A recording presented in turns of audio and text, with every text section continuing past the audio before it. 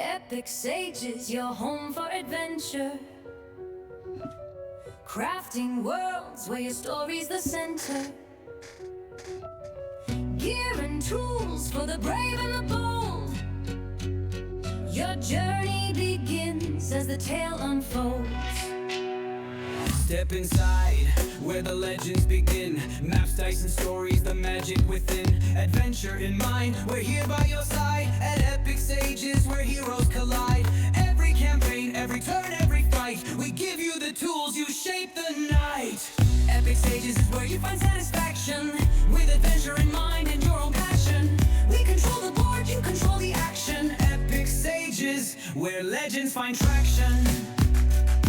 From online to in-store, we've got what you seek. Gear for your quest, world so unique. Your heroes rise, we light the way. Epic Sages, your guide through the fray. No matter the path, no matter the game, your story is yours, we fuel the flame. Epic Sages is where you find satisfaction, with adventure in mind and your own passion.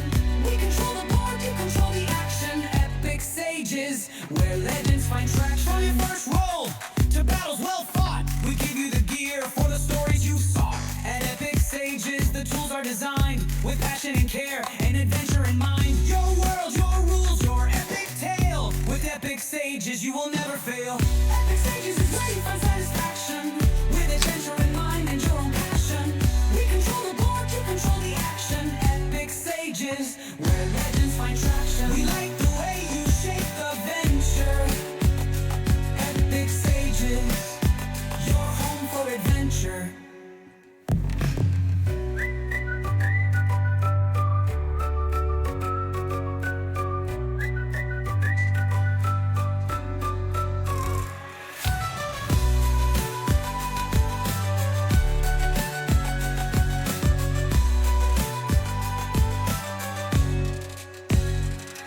From online to in-store, we've got what you seek.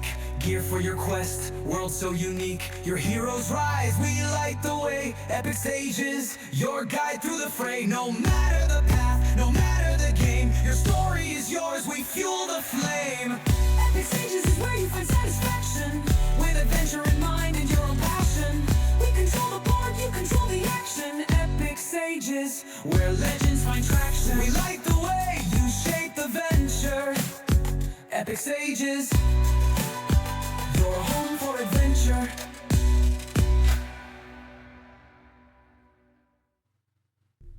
Hello, hello, hello. Welcome to the show. It's just us tonight. We're with no star guests, no one introduced, just us yahoos. Though since this is a just an us episode, I am going to take the time to reintroduce all of you guys in seriousness, because I think it has been a hot minute since either of you and or myself have given the people who the heck we are. So we'll start it with Younger, because he's the oldest person here. Just kidding. He's the youngest, I think, technically. He's always younger. I'm the oldest. I'm the young. I'm Yeah, the I oldest. will. Yeah, forever young, perpetually 25. Eventually, I'll have 25 years experience and only be 25 years old age within TTRPGs, and that'll be interesting. That's a lot. So, They can't yeah, physically I'm, happen. Get out of here, you weirdo. So yeah, I'm Rogers and Jared's business partner. Me and Roger obviously started Epic Sages many moons ago, and then later into the fold, Jared joined us. But This year. yeah, I've been here since the start. Meeting Roger during my time in the army was actually one of the things that first introduced me into the TTRPG spectrum. I had already been a fan of, various fantasy books and video games and movies and such, but I had never actually jumped into the tabletop or even the role-playing aspect of it. And since then, I have significantly broadened my horizons. I've played many TTRPGs at this point. I would say significantly. I mean, I do love 5th edition. However, I also, have dove head over heels into all of the previous editions at this point.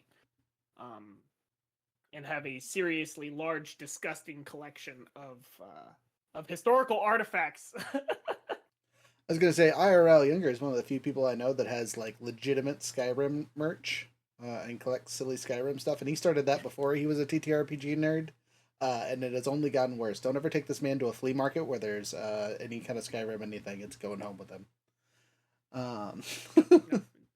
All right, and I then got a black hole them just for you. and then jumping over to Age Before Beauty, Jared. Hello, I'm Jared. I've been with Epic Sages for less than a year. I jumped in this summer, I believe, at the beginning of this summer officially. Yes, Yeah, we're 3-4 months in I at this point. He hasn't left us yet. It's a record. I'm still on my probationary period. There's still Right, right. There's still time to Anyway. fuck it up. You're good. You're good. I have been playing TTRPGs for the better part of over 20 years. I've been playing since I was junior in high school. I got introduced in second edition, have played in every edition since second edition. I once owned the materials for first edition and the basic set, but never got anyone convinced to try it out with me. Oh well, but I played other old school computer games that use first edition's rule set, so I guess that's close enough. It's all indecipherable nonsense anyway, and I know I'm going to make some people mad with that comment. I've also been a fan of just RPGs, storytelling, and general nerddom from the 80s and 90s as long as I have been alive. I have also been married for it will be 20 years this next summer. So that's everything you need to know about me, except I also have another content channel, Couch Quest Gaming, where I play video games and act like a general buffoon. Yes, buffoon. And That's he a, has that's a, mad About me. skills. I have bad skills. I don't know about that. I'm mad, yes. But the skills be crazy, yo. And then there's me. Hi, I'm Rook or Roger. TTRPG experience. I'm in the middle of these two, but much closer to Jared's number at 17 plus years now. I think I started when I was a sophomore. I was like 15, so freshman, sophomore in high school.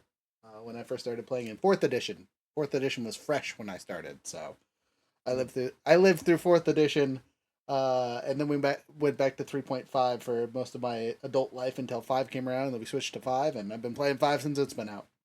On the rare occasion, jumping into the other editions just to give them a little nibble on advanced and 2 and 3 and 1, and cry about it later kind of thing.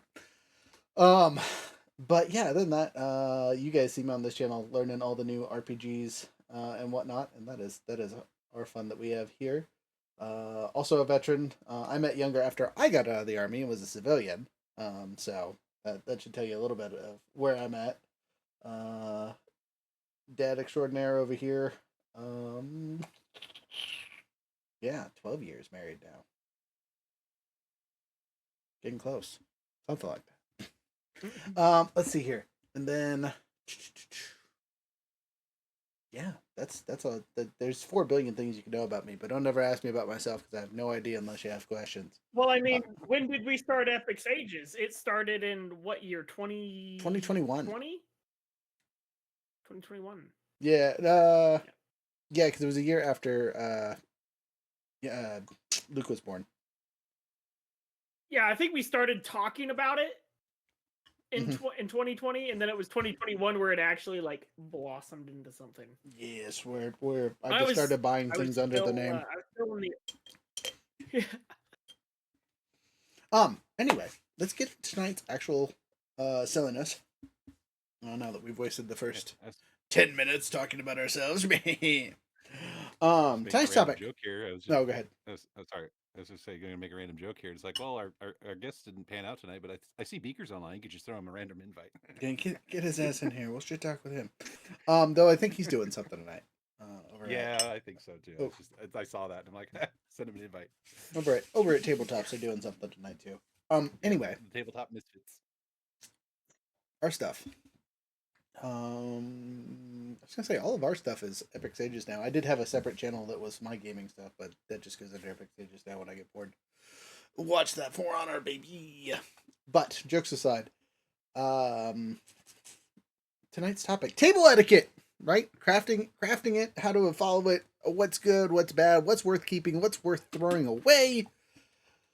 Um, and what we mean in a TTRPG context. Now, tonight we don't have any other star guests that'll have a alternative perspective that isn't necessarily in the nerd corner. So we will not be talking about other people's table etiquettes and other industry stuff. It'll just be nerdy TTRPG. So this will probably be a relatively quick episode. I say this before the 2 hour mark.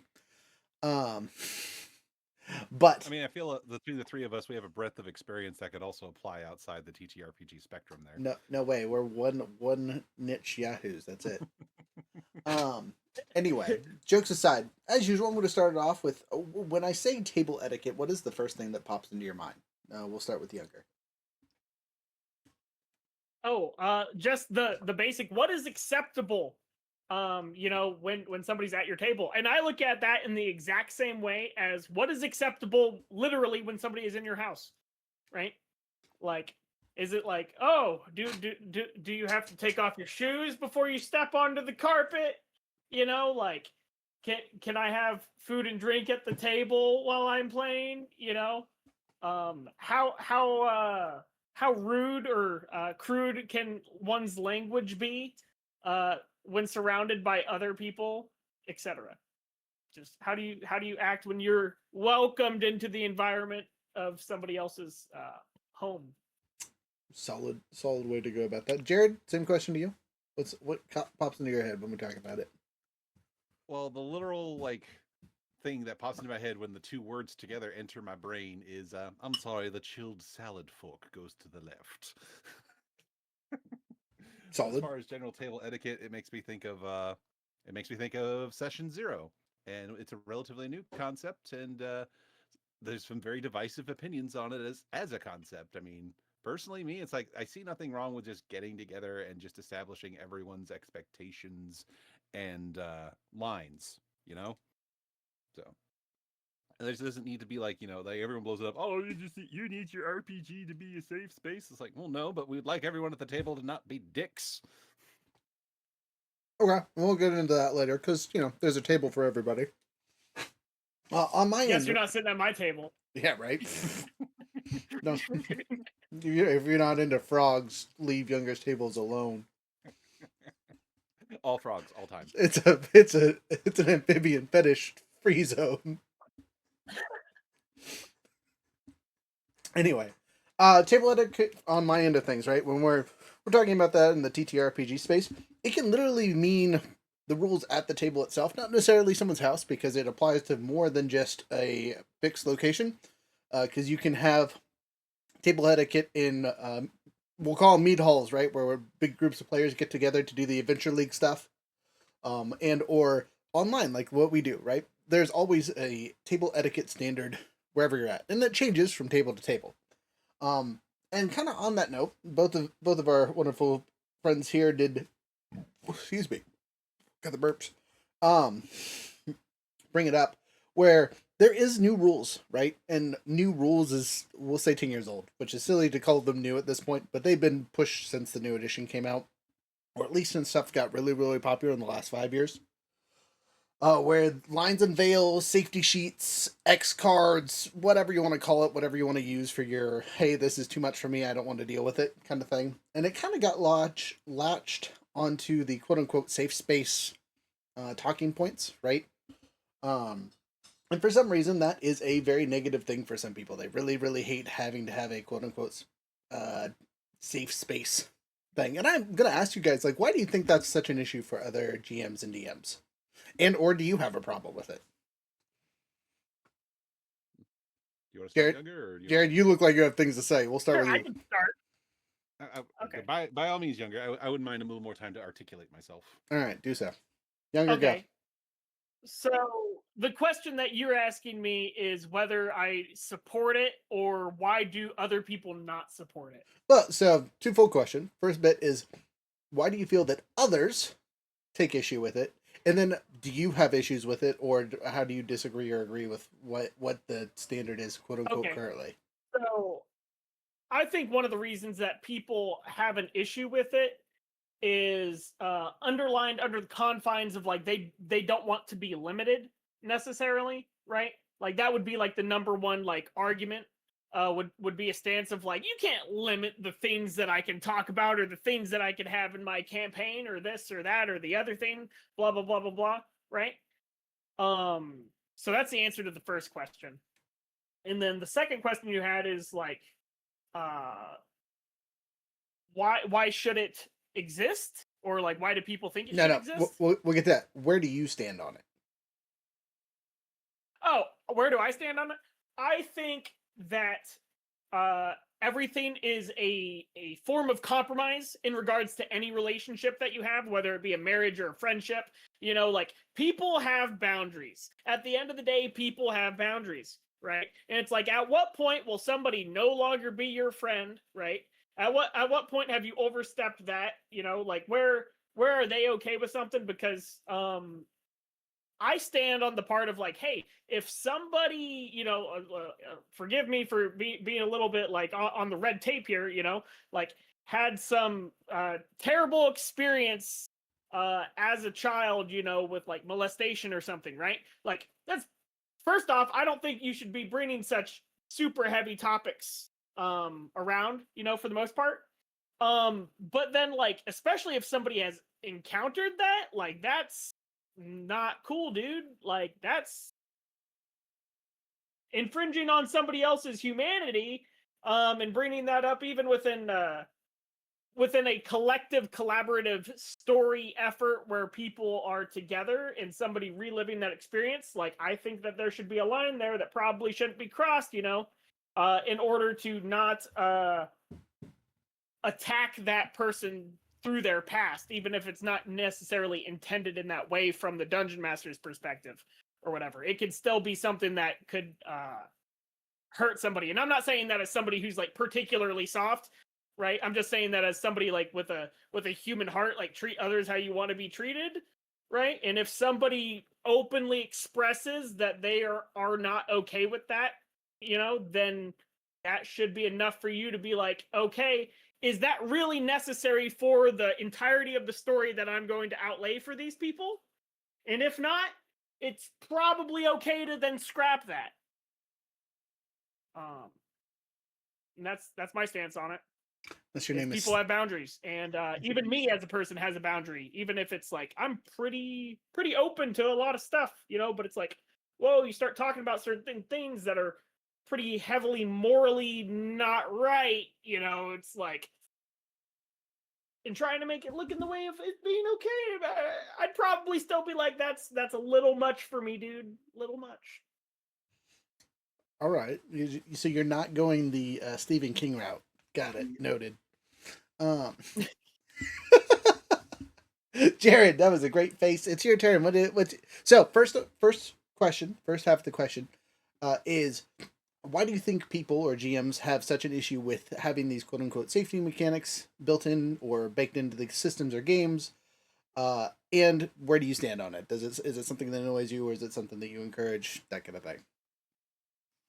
Well, I mean, if I had to go all like, um, what's the term here, where you're just cerebral about it? Let's go with that. Let's go with that term. It's probably the wrong term. Brain stuff. Too much, Got it. too much up on your own head. I think what part of it stems from is, for the longest time, stuff like Dungeons and Dragons and stuff that has spawned from that culture, even games like, especially like Call of Cthulhu and stuff like that.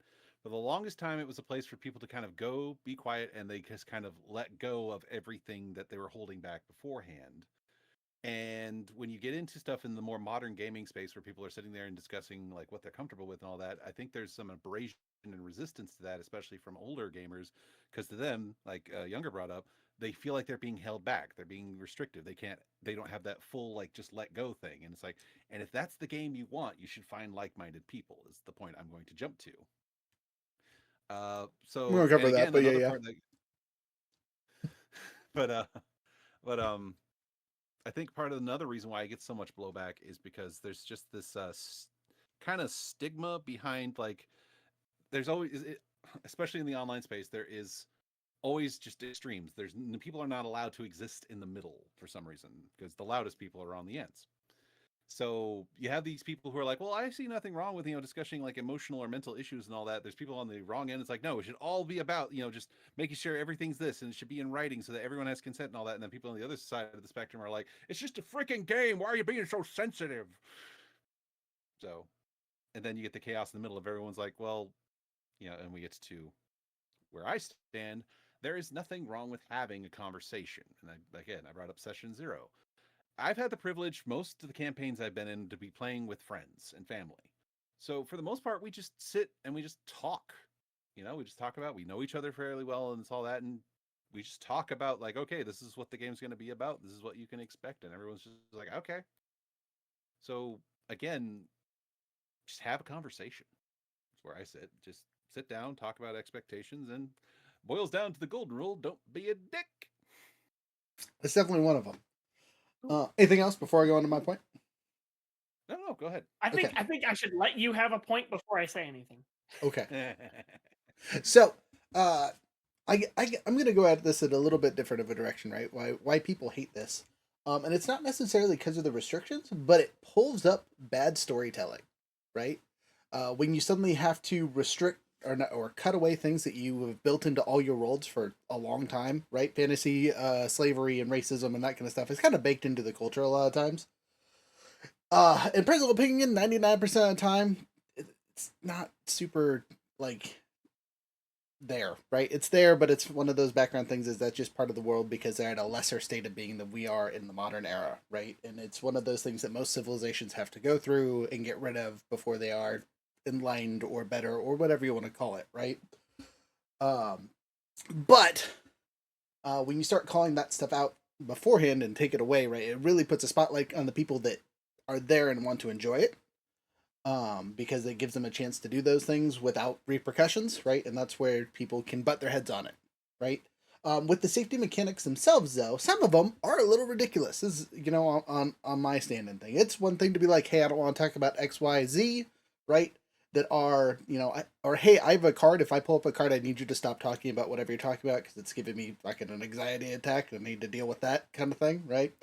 If that is how you run your games, good, right? Just kind of like Jared said, have a conversation ahead of time. It's not something you need to jump into late game. You know what I mean? If you're halfway through the story and for somehow that one thing is a pivotal part, that's probably something you should have mentioned at the beginning, right? If it's going to be a big enough issue where it's going to bug you, you should be able to talk about it in one form, even if it's a quick or a DM or something like that, right? The ones that get me are the ones that are like you're halfway through a campaign or something and something is a problem that wasn't addressed a while ago, right? So it's been able to get baked into the campaign and whatnot because, or you have someone new that comes in that has a new line or veil that just, again, kind of messes with the background lore that you've already set, right? And I can see where that can be a problem. But at the end of the day, most GMs, DMs are good enough storytellers where they can finagle things, right? Change how stuff happened. They're interweavable stories that are generally at the tables that you're sitting at. And you should generally side on the bit of caution. The other half is, though, sometimes the amount of triggers that people have makes it almost impossible to play with. I mean, we've had people that have been with our stuff that's just like, are you a 4-year-old? Like, can we not have can you not kill goblins because goblins have feelings? Do you not want to do combat? You are playing the wrong game. There are other games for you. D&D is not them. I know all your friends like to play D&D, but go play something that is like, you don't have to kill things. The session you were trying to jump into, being a pacifist, is going to be really, really tough on you and handicap the rest of your players, and the rest of us are going to have a good time. So I cast Stunning Strike.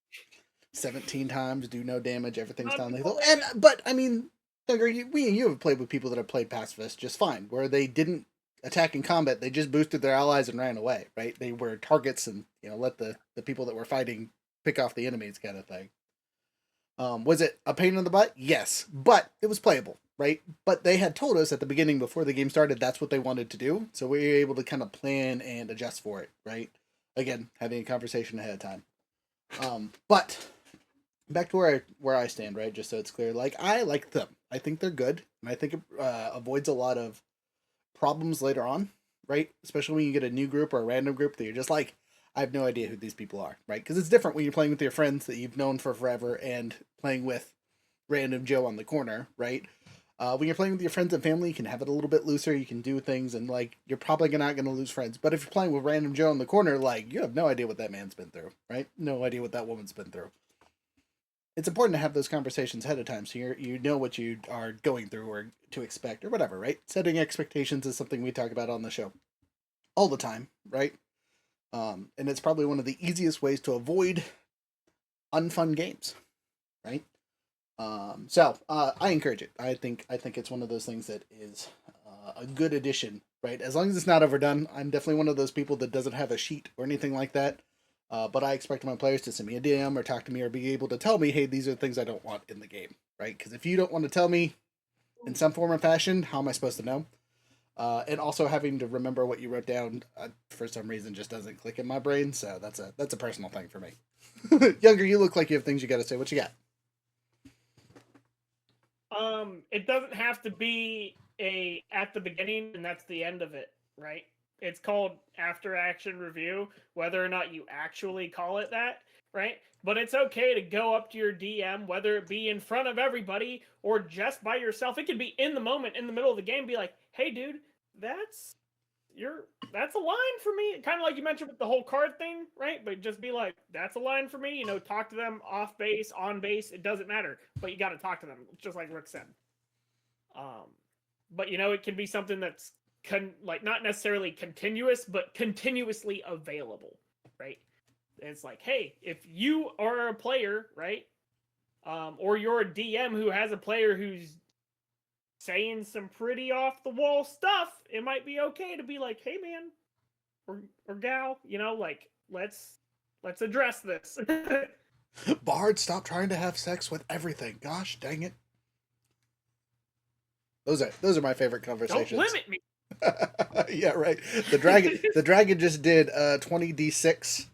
Why? Well, you're a human-sized person, and its schlong is the size of you. So, good job seducing it.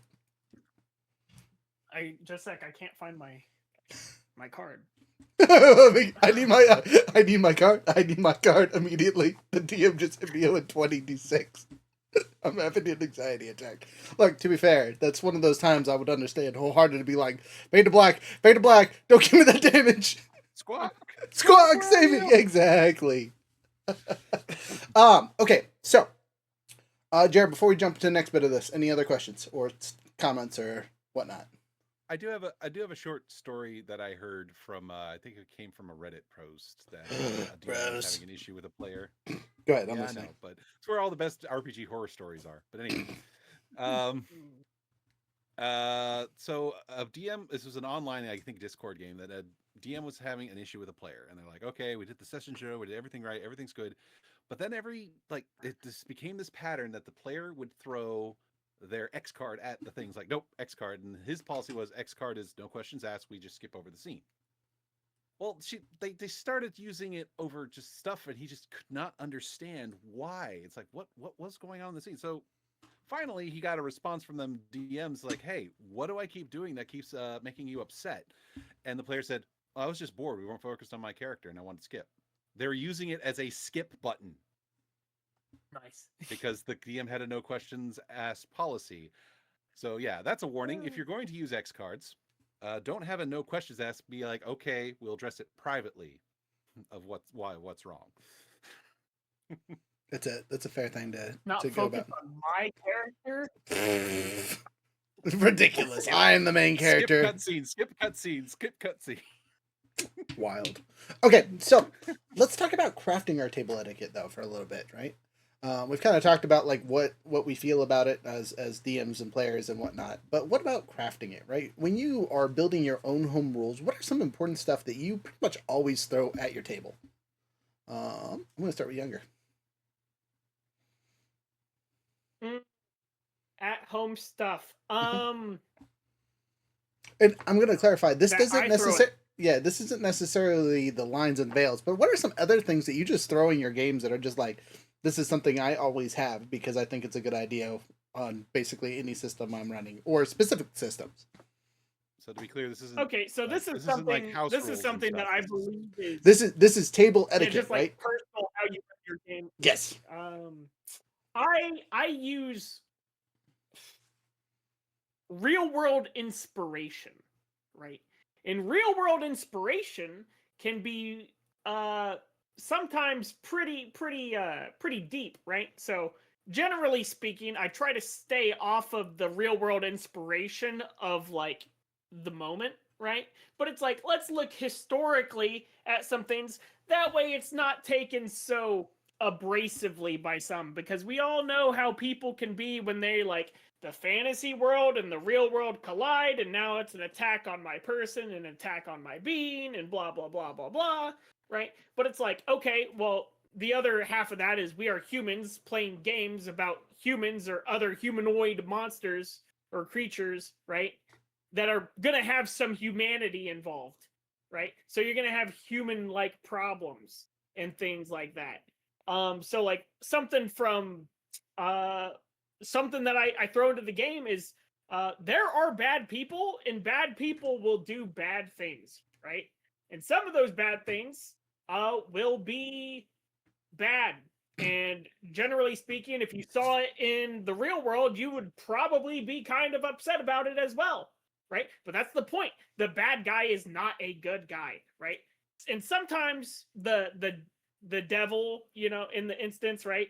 The devil does like very evil, it's obvious, red horns, you know, spiky pitchfork and flames, and is saying terrible mean things, blah blah blah blah blah. But sometimes the devil's also the guy who looks like he's trying to be your friend, and the guy who's doing things that it's in your best interest, but at the end of the day you find out it's not. Would you kindly? Right?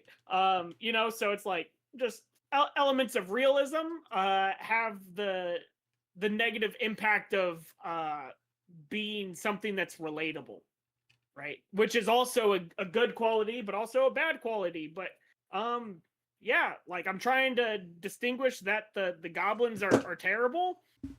Goblin Slayer. These are Goblin Slayer goblins. I don't have to say what the goblins are doing, but now you have a context via other means of understanding that they are really, really bad.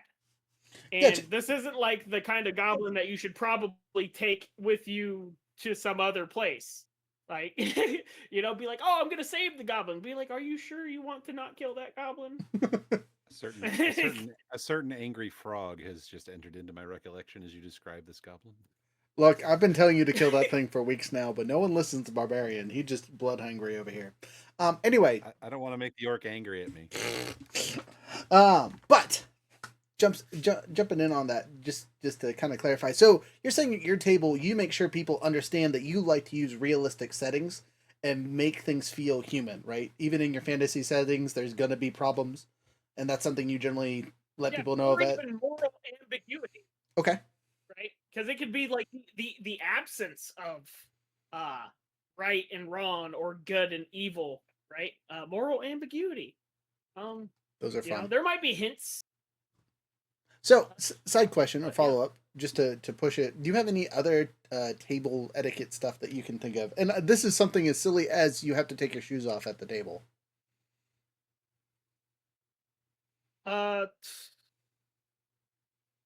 I mean, one of my big things is like, hey man, if you have a freaking problem with somebody, like, you guys need to either step away and handle it, like whether it be like virtually and or physically. Like, hey, like if you cannot retain your composure for the rest of the duration of the session, politely step off and figure that out yourself, and or, you know, like, let's be adults and chillax here, right? You can either be adults outside and handle it outside, like, or over the phone or whatever, but like, I don't need you bursting into our place, causing a bunch of drama between you and somebody else when everybody else is just trying to have fun, and you guys are having some serious business that you guys need to address. Like, it doesn't need to happen at the table, or there needs to be a, like, hey, we're pausing the game because this is serious and need to address it immediately. Interesting. Okay, I mean that's a great thing. I know we've had that experience with couples and whatnot that are having a rough day or whatever, and just be like, all right, y'all, we can feel the tension 10 feet away. Could you guys like get off my table? Go somewhere else. So I understand that wholeheartedly. Jared, what about you? What are some of the table etiquette stuff that you have at your tables? Well, like I said, most of my experiences have been fortunately with friends and family, so a lot of stuff has kind of gone unspoken. So while I've been sitting here thinking about my answer, I'm thinking like, all right, so what's things that a lot of people might not just immediately think about? So the first thing I pop up with, and I know it's a bit contentious depending on who you ask, my phone policy. Here's the thing: a lot of people I play with, they work full-time jobs. Like some of them are laborious full-time jobs. So by the time we get to game night, they're tired, and a lot of friends I have also tend to have stuff like ADD and stuff. So I actually do not mind as long as it's not obtrusive and they're not like got the volume up or anything. If they just need to be on their phone and fiddling with it to stay awake or to help them focus better when I address them, so long as they do respond when I address them, I'm not super strict about phones. So long as everyone, like a lot of people now just have their character sheets on their phones. It's like, okay, all right, that's fine. Just respond when I address you and don't be obtrusive. So that's just a quick thing, and I feel like Younger has a tag onto that. Oh no, he was just Just saying his make a note. character is on his phone. Yes, Then 100%.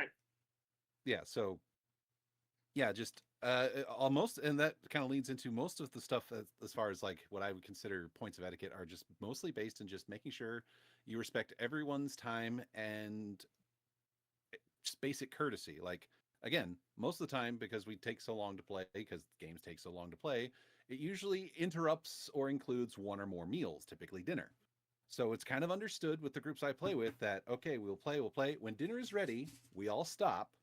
Everyone takes a chance to have some food. And then once everyone's had one serving, we can kind of start plodding along. People can still go get seconds or whatever and continue eating, but everyone stops to make sure everyone gets something to eat.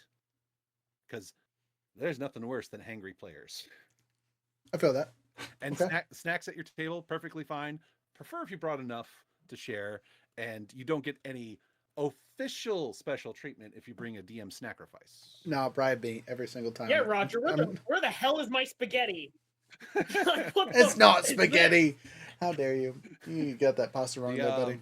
the other thing I had mostly because I've had players that it needed to be directly addressed, and I hate it when it gets to the point where it needs to be directly addressed, is when you have to look at someone and say, dude, go home and take a shower. We can all smell you. I have been blessed. I have been blessed. I have avoided such stinky stinks. It's never fun to be like, dude, you stink. Go home. You make I me got physically nauseous to a be around you. good add-on. I got a good add-on. I've never been one of those people who's like, hey, you should like if you have gum, bring enough gum for everyone. But if you bring enough gum for 4 or 5 people, you should probably bring gum for the 5th person. Okay. That's a fair statement. Yeah, if you have enough things for the majority of the group, but not everybody, unless you know that person can't eat, that's fair. Um, you know, on my end of things, right? I have a couple silly ones, right? Because we do so much online D&D with the company, I've come to the thing where like I don't care if I see your rolls 90% of the time, right? My table etiquette is you can do real rolls or you can do fake rolls. You just have to be consistent. You can't mix and match in the middle of a game, right? For the exception of if you have a player that literally is rolling 20s and 18s and all this other fun stuff that are just like constantly never failing, right? And then you got to start being like, hey, I'm going to need to see some pictures of your dice, or I'm going to need to see those things, right? If you are one of those players that are just extremely lucky and that's just how things go, I got to take, get out of here. One of those. Yeah, They're freaking gonna goose. appear in our Cosmere. They're gonna appear in our Cosmere soon. And if they say that they rolled their dice for their character and it was all 6s, it actually probably was. See, that's if okay. they say they rolled a 20, it actually was. Oh and my it's God. disgusting. They are a disgusting human being with their blessed dice. Or like what happened to good old days when like if you wanted to be a cheater, you just had to like have like oh yes, my carved dice that are weighted. Statistically probable that I'll succeed. Yeah. But but Fun with- anecdote. One of the first times you had me run merchandise, someone asked if we sold weighted dice, and I told them no. they always do that. I like my cursed No dice from for now. D20. Yeah, you know what, but Ben, I think those are cool dice too. Can't ever succeed because they're cursed. I think those are funny, but they're intentionally like that. And generally, you let your new DM know, hey, I'm using the cursed dice tonight. Give me better effects. But going back to like again, table etiquette wise, use real dice, use fake dice, just be consistent, right? So if you want to be somewhere where I can check, cool beans. If I have to go to the point where it's like, hey, I need you to roll digitally because your real dice rolls literally never roll under a 10, or anything unrealistic like that, like you've probably goofed up because 90% of the time for my storytelling, I don't care what the dice roll. You know what I mean? Hit, don't hit, be a hero. I want you to win 99% of the time. But if it's literally just victory, I have questions. Unless you're playing a rogue that doesn't roll under a 10. Once you get to that level, there's whatever. It's a whole different game there. But other things, we go back to food. I am kind of the opposite for the younger bit. Like, you don't bring food for everybody. You know what I mean? Unless you want to. It is never a requirement at my table that you have to share, especially because, again, lots of times we play with people that we don't know. Even with my friend groups that have been playing forever, sometimes it's like, I spent $20 on this dinner. It's mine. Leave it the hell alone. These are my Cheetos. Leave them the hell alone. Whatever, right? Again, I always appreciate bribes. Unlike Jared, I will take official bribes. Company paid games, bribe me. Your character will get good rolls. I don't care, right? I'll take tips. Didn't take the bribes. I just said any benefit was unofficial. Nah, I'm telling you, you getting directly what you paid for it. I got 3 gummy worms. The enemies have 17 less hit points. Thank you. But other What are table you talking etiquette. about? I actually summoned Remora in response to that. Yeah, right. Um, But other table stuff that I generally have at my tables, is if you're going to bring your own character, right? They have to get checked by the DM, right? Especially late term games, right? You don't just get to show up with a random NPC that's whatever level you want it to be, kind of thing. It's got to be approved by a GM DM. It's a pretty standard table thing. But it's not there for everyone, right? Sometimes games are like, hey, you just show up. Like Adventurous Leagues is a good example because you can kind of be whatever level you need to be for those, as long as you fall in the category for the adventure you're trying to run. And that would drive me crazy. I mean, I appreciate Adventurous Leagues for what they do, but how they set up just makes me want to throw things. But I understand the concept. But I digress. I'm backfilling here. Going into the other table etiquette stuff or following stuff. Have you guys ever found any weird rules at tables where you're just like, why? What is the point of this? Go ahead. Has anyone else ever encountered people with the house rule? If it rolls off the table, it's an automatic nat 1. Gross. No. no, Yeah, I had but someone who did that. it's an interesting idea to bring your own little dice tray. There's Yeah. I could see an upside potentially. However, Yeah, but I when would you're- have when a you're playing- lot of ones. When you're playing at somebody's house who has dogs and children who often bump into the table, Impossible. I've been at such places before. I'm pretty sure there's some of my dice still hidden in their walls. It's Roger's walls. You should stop throwing dice in my So- fucking house. but yeah, that was by far probably one of the weirdest house rules. If it rolls off the table, it's an auto. I don't think it was even an automatic nat 1. I think it was just an automatic failure on whatever it was you're trying to roll. That's But rough. still, it's just Okay, like, interesting. but why though? Yeah, that's I was a. rolling for a random encounter. What does that mean? Does that mean random encounter? To their credit, they did Usually include the they're dungeon dropping- master. To their credit, they did include the dungeon master in that rule. So if the dungeon master's dice rolled off the table, whatever the dungeon master was trying to do was a fail. Oh, So- you know what? That's a. I'm gonna tag on to that one. One of mine that I generally have. At my table is a if the dungeon master can do it, the player can do it, and if the players can do it, the dungeon master can do it, right?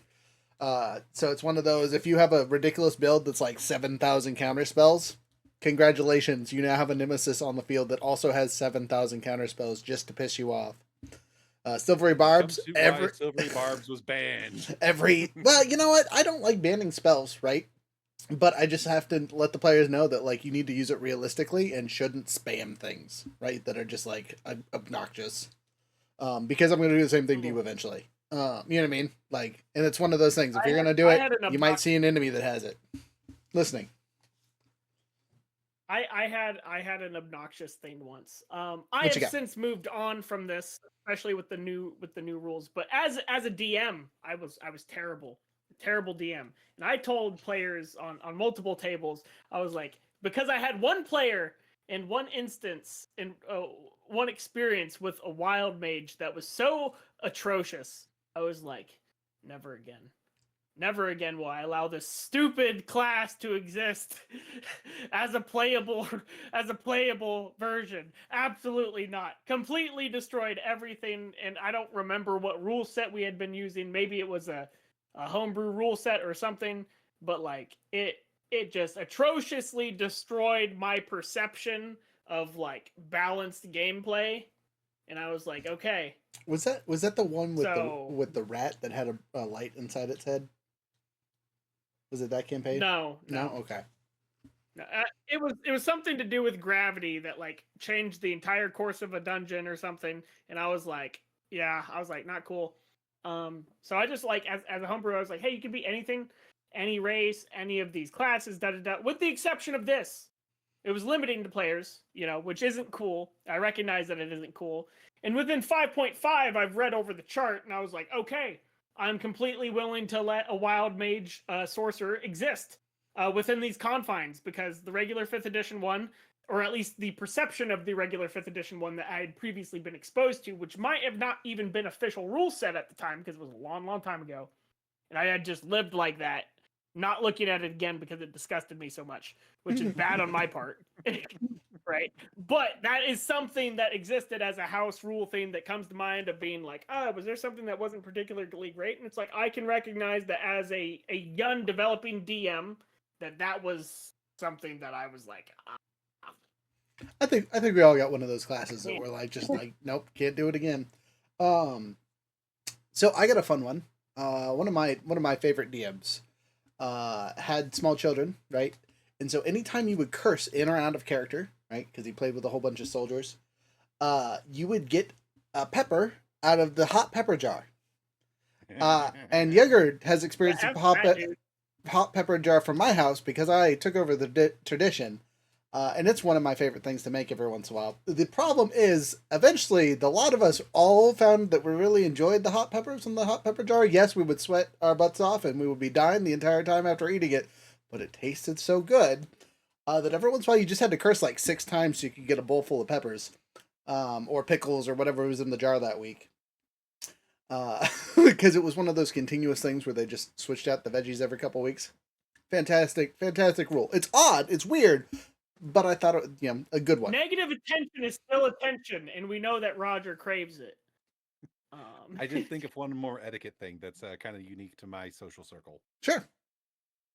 Devil horns. So everyone has different out of character hand signals. Our tables, you throw up devil horns when you're speaking out of character. Interesting. Okay, that's a cool table rule. I've had ones where it's like you hold up a sign for when you're out of character or in character, or if you have multiple characters, who's talking. We've done that. We've done that on stream, if I remember correctly. We had. I don't know nothing about player avatars that I switch depending on who I'm voicing. I don't know. Yeah, right. About. Exactly. That's a great example too. But did we do that with Starfinder where we had a couple? Or was I trying it with Starfinder? I feel like one of our campaigns that we have on YouTube has an example of me trying that and just was terrible until I got voice mod. And then I just have a terrible voice every once in a while. Yes. Some would argue that the voice mod's terrible. They're wrong. We have what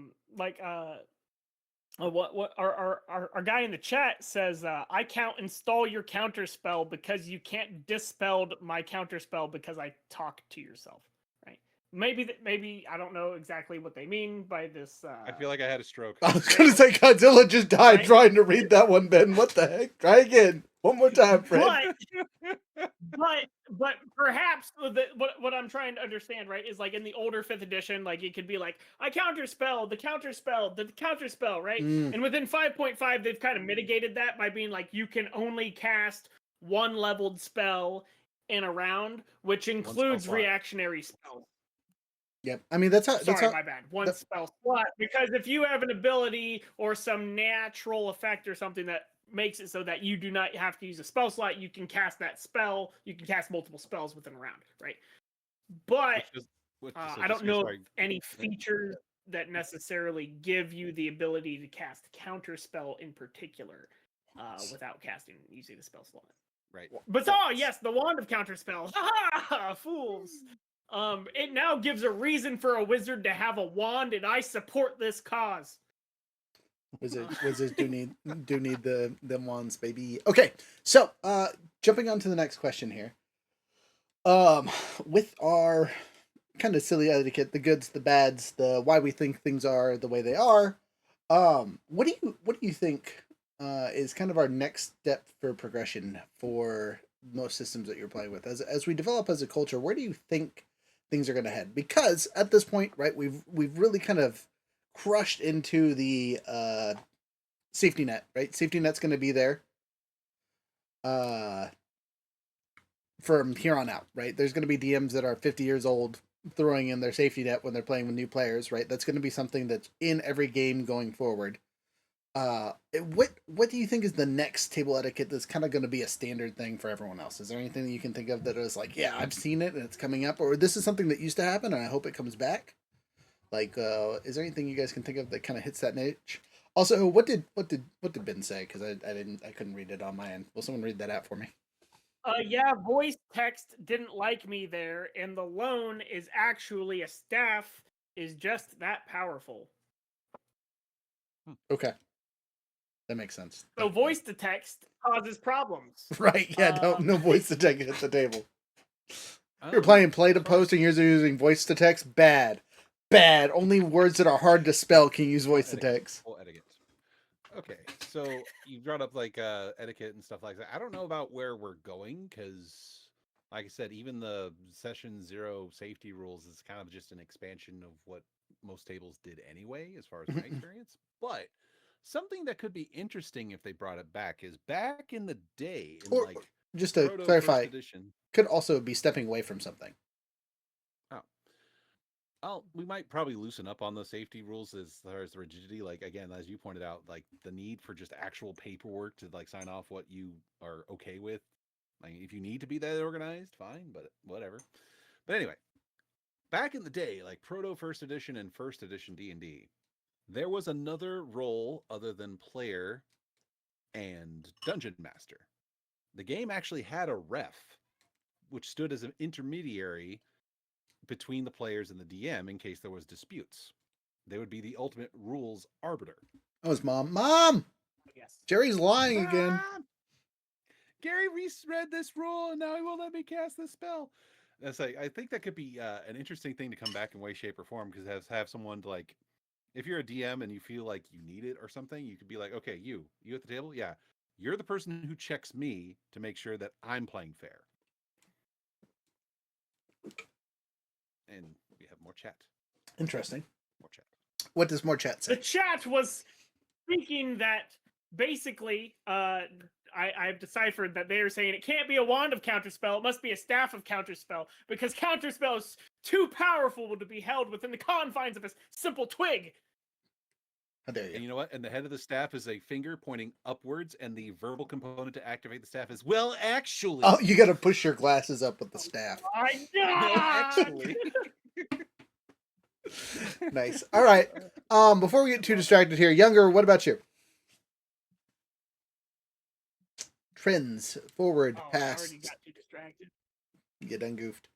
Oh, where do I think this is going, or where do Yeah. I think it was been? I thought it was really interesting that you brought the component of having an arbiter being present at a table. That does definitely flash back to some other things. Where do I see it going? I mean, we've obviously seen an evolution of the space in the sense of, I think I know where it's going. I think that whether it be for better or worse, but I feel like there will be a further evolution within to the scope of a single player TTRPG experience. We've seen I a think couple it's of already those. expanding within those. I Uh, think it's already expanding into those realms. as Whether a, it be like things like, like, hey, read a book, right? And like make your own story through reading the book, through your choices, right? Or AI like Alexa play Dungeons and Dragons and it going and telling you like this or that or da da da da da. And that's kind of the some of the old style retro games and stuff like Caravan and things of that nature, right? Like some of those styles are like they never left, but it's like I feel like it's going to be revamped and that it's going to be like added a little bit further. Like there's going to be added ambiance, of music, background music, or there's going to be like AI generated images, or they're going to have like additional things like, oh, there'll be an app and you open the app and it just does it for you, right? Or it communicates with you like Alexa, da da da da da. This is what happens, storytell, blah blah blah. Like I understand that it has been doing that and that things like of that nature have existed, but I feel like there is going to be more call for that. But sadly, I think the reason that there's going to be more call for that is because there is less and less people who are willing or want to even communicate or talk to other people because they feel so threatened by the existence of other people's ideas, or they become uncomfortable with dealing with other people that they feel isolated, and so that they restrict themselves to those avenues. Self-inflicted, mind you, but that is where I think that some of it is going to go. Interesting. Okay. I mean, it's funny you Again, bring that up because I was gonna Cosmere. add one tag on to that. I'm going to finish this statement that you can add on. No, no, 'cause sorry, I just wanted to get that out before. But Cosmere has a literal solo campaign that's like A for setting up your own character, like to get their backstory if you're playing the quote unquote canon modules. And then they have the full story coming out as a solo adventure as well. So you can do the entire campaign setting that they have made so far as a solo player, which is interesting to say the least. Jared, go ahead. I'm sorry. Yeah, I was just gonna add on a tag on thing to the AI thing that made me think. I think that's the other direction I'm going to see is, especially if you're going to be a pro DM or an online DM, disclosing whether or not AI was used in the writing of your campaign or its materials is going to be an etiquette issue. Yeah, I mean, you know what? There's plenty of people that just hate AI, right? Don't make AI images, don't make It's AI already an songs, issue. don't do all the stuff and things. If it touches AI, I don't want to be at your table. We've seen a lot of that. As a relatively pro AI company, or AI positive, I should say, it's definitely something that we've seen recently as it's progressed and gotten better / worst. So I agree. It's definitely going to be a thing. Yeah. But I think honestly, once we get past this initial 5-year gap or whatever we're going to call it, where people are still freaking out about it, that it's just going to be so commonplace that it's going to be whatever. Just tell us that you used AI, right? And maybe people will be like, old with home computers. exactly. Yes, you're pros. Get out of here, you. Don't Wait, be making fun of wait. us over there. I have an idea. Hear me out. Hear No, me out. no. How controversial or amazing could we get if we all sit at a table, right? And I buy another whole computer, right? Another computer to sit next to me, right? And it's doing its own thing separate from me in the other room, right? And I buy one of these Tesla bots. Okay, hear me out. And now the Tesla bot acts as an individual player within our campaign. using like the Zoom and Discord and everything. I feel like And that'll then be we very use expensive. it as a legitimate other player. Well, I know it costs like 30,000 or 20,000 or whatever, but hear me out. We could be the first AI D&D related Wild. company that has another think- like a AI bot actively participating within our games within this context. I think we could go places, man. I think we could go places.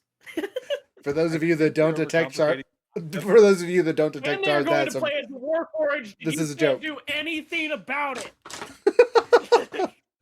Okay, You could so just we're program a chatbot to play the game. Yeah, but we want the person in the No, seat, that's right?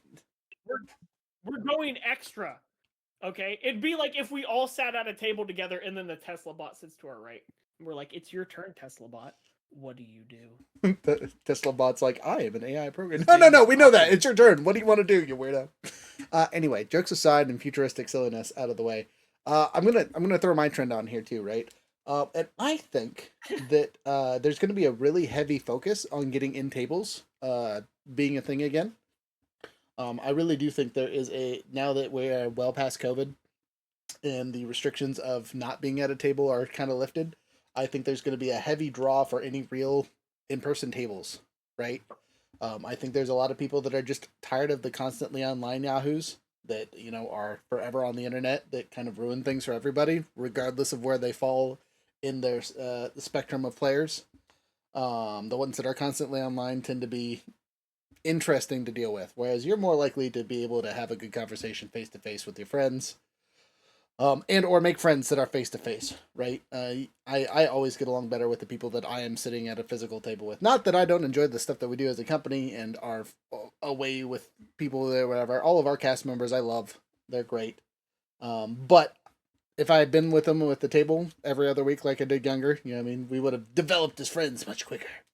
But that's neither here nor there. But I do feel like that is going to be the TTRPG's direction. Is there going to be a lot of at table only stuff, and that's kind of going to be where the thing is. So you're going to have to be at a table and not necessarily in front of a computer, which could be good, could be bad. We'll see how it goes. I could be 100% wrong. It could be like there will be no more table play ever. The word table is unnecessary. It's now screen etiquette. Welcome to Gen Alpha. Wah ha ha ha. All right. To answer chat's question, no, you may not touch my face. You can touch my face. It's okay. Just like the top though. I got the boundaries here. Married man over here can't be touching me on wherever you want. So there's 23 things over here. Someone needs to read off all that. But anyway, we are at time and overtime, so we're gonna do our final thoughts, talks about what's going on this next week, and then I'll let you guys pick the song that we're doing this week. So Jared, since you're on the screen and not a rhinoceros man, what is your final thoughts on this table etiquette silliness? Well, like I said earlier, it all just boils down to having just courtesy and respect for the people you're playing the game with and spending your time with, because everyone has elected to take, honestly, the most abundant yet most precious resource we have, time, and spend it with each other. So show the due respect that is required. Be polite, be courteous. Yeah, like if you're a bunch of friends who give each other like shit all the time and all that, and that's your shared dynamic, I'm not saying don't do that. But I am saying respect the space, respect the time that people have taken to spend time with you. Especially the dungeon master who has spent extra time ahead of time to make sure everyone's having a good time if they are doing their job correctly. And chat specifies, don't want to touch yours, his. I'm like, well, which face? There are three of us here. But yeah, that's just my final thoughts on the topic of etiquette there. Just respect and courtesy is what it all boils down to. Have a conversation. Chad says, not that one, the other one. Yeah, I think it's as simple as my final thought is just as simple as treat others in the way that you would want to be treated, right? Which is if you express something, like you should be able to communicate effectively. You don't have to be disrespectful to get your point across. And you can talk and you can use your words, and nobody has to immediately resort to punching the other person in the face, either physically and or metaphorically. But yeah, just communicate, and it's Communicate. Solid messaging there. Yeah, and the last one, right? There is a table for everyone. I didn't get to go over this because we got on to other topics, but there is. Gosh dang it, Ben. Someone read that out loud because I only got half of that statement. What did he just say? My final thought: set boundaries in session 0, and then go touch grass. Say art thou. Wait, the last bit is to me. Okay. I added some extra there, but Close enough. Close enough. Anyway, so yeah, there's a table for everybody, right? If you're not comfortable at a table, move to somewhere else, right? If the etiquette is weird somewhere, or just has Get rules your that own you table. can't follow, you can make your own table, right? But there are thousands of them out there somewhere, right? That plenty of them will fit one of your time slots that you have things for. You just got to do some looking sometime, right? You got to go in some weird forums to get there every once in a while. You have to go to the actual comic shops and be like, all right, I brought deodorant or spray stuff with me. I can find people that don't smell terrible.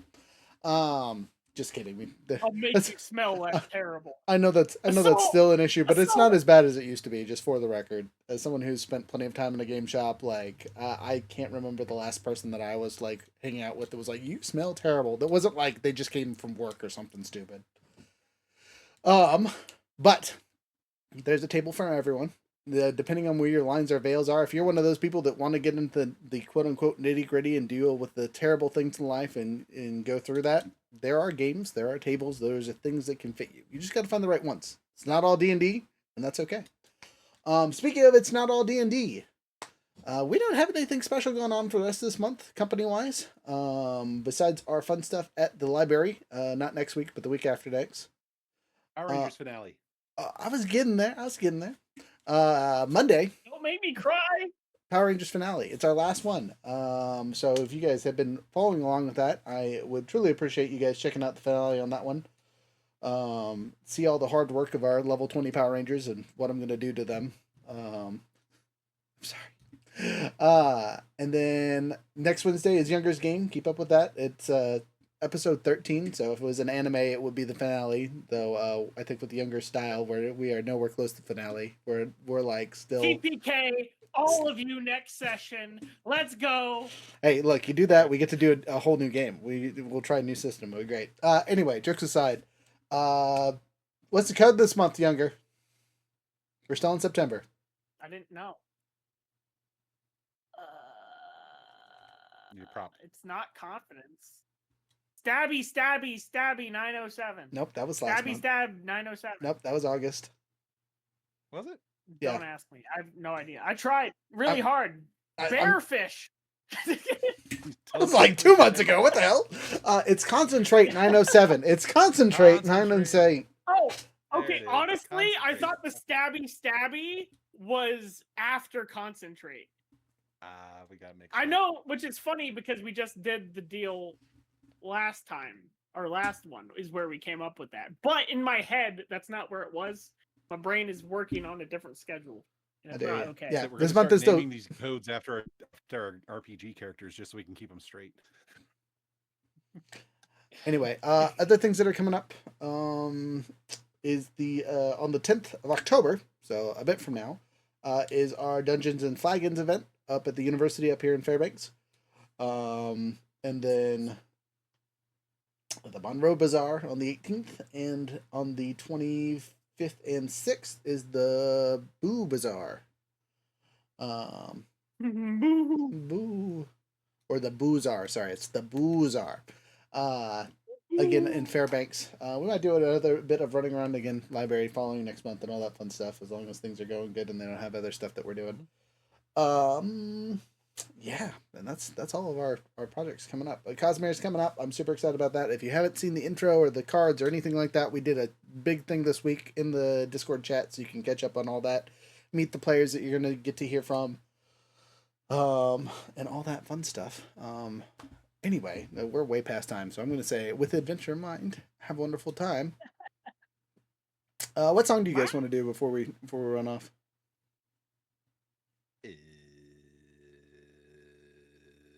Any song? I'm gonna No. roll a die. Okay, roll a die. Cold blue Christine. What? I rolled a 4. Number 4. All right, let me count here. Younger, do you want a number 2 and we'll add it together, or do you want to just have me count from 4? 0. Okay, so 4. Got it. Huh. I don't know which one this is. If this is going to be the I might change this out. We're gonna see which one. Oh, that's a regular one. We're gonna No. we're gonna do the copyright safe one. Here we go.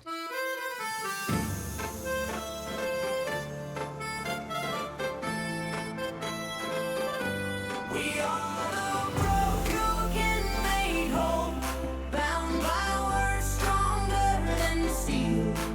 In the stormlight, we rise. Choose life before the fall. Stand strong when shadows call. The road is more than its end. These are the vows unbroken. The promise we defend. Protect the ones who falter. Stand firm against the night. Justice is our beacon to guard what's just and right. We listen for the quiet, for voices lost and small. We walk beside the weary and lift them when they fall. Choose life before the fall. Stand strong when shadows call. The road is more than its end. These are the vows unbroken. The promise we defend. We weave the truth from shadows, transform what lies within. To know ourselves completely is where all strength begins. Do not break in battle. We rise when others bend. We shape the world together and build until the end. With fire we bring renewal. With bonds we make the whole. To bear the weight of many and unify the soul.